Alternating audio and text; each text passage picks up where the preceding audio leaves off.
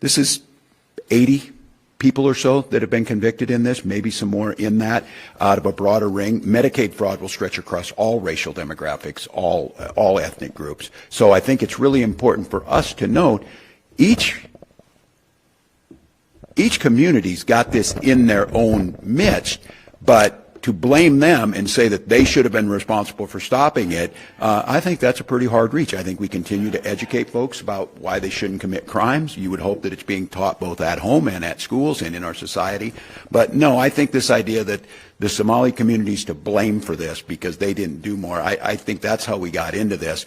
And that's, you know, again, I know we're not going to lose the whole plot here.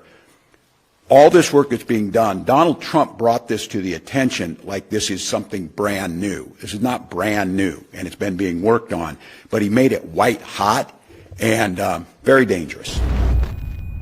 It's not law-abiding citizens. If that were the case, there's a lot of white men should be holding a lot of white men accountable for the crimes that they have committed.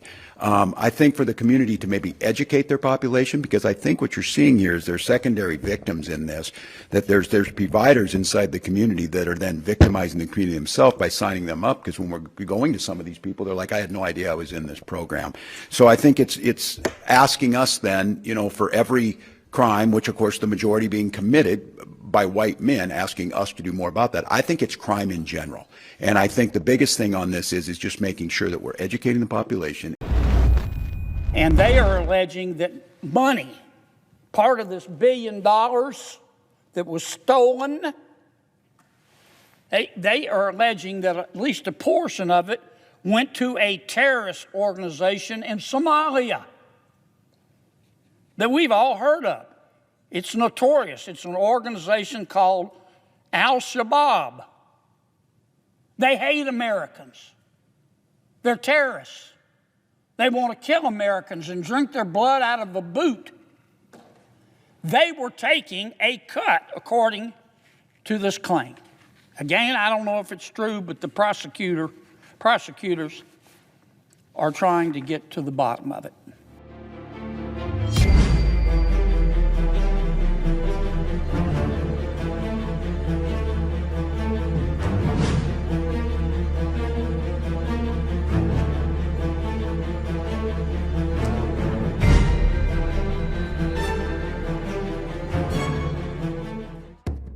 Violent crime continues to endanger communities across Minnesota, and according to law enforcement leaders, the state's police departments are stretched thin, underfunded, and struggling to keep up.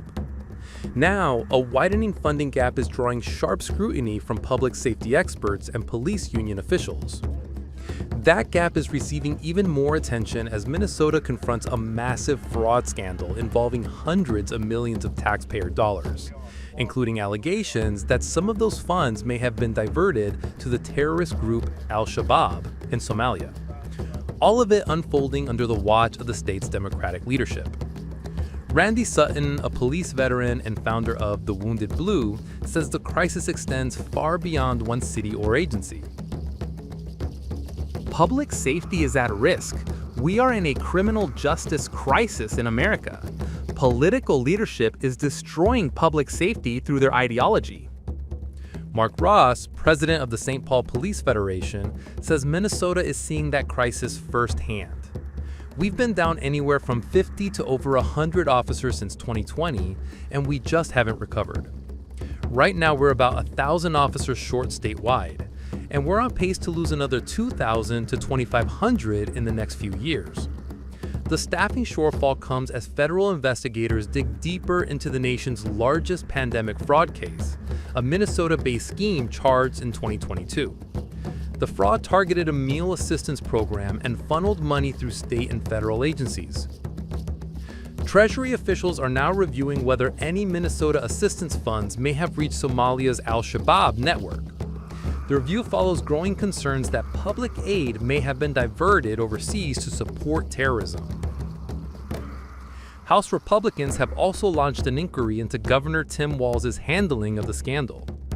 Democratic Representative Ilhan Omar, who represents Minnesota's 5th District, says rumors of such diversion have circulated within the community for years.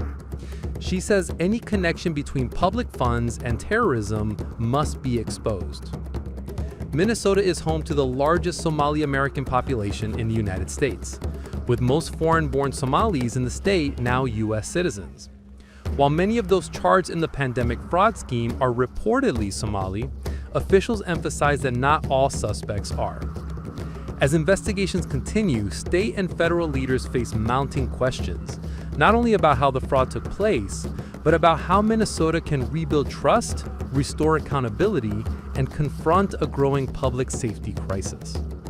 Earlier, the U.S. president has publicly blamed Somali people for the fraud allegations without evidence.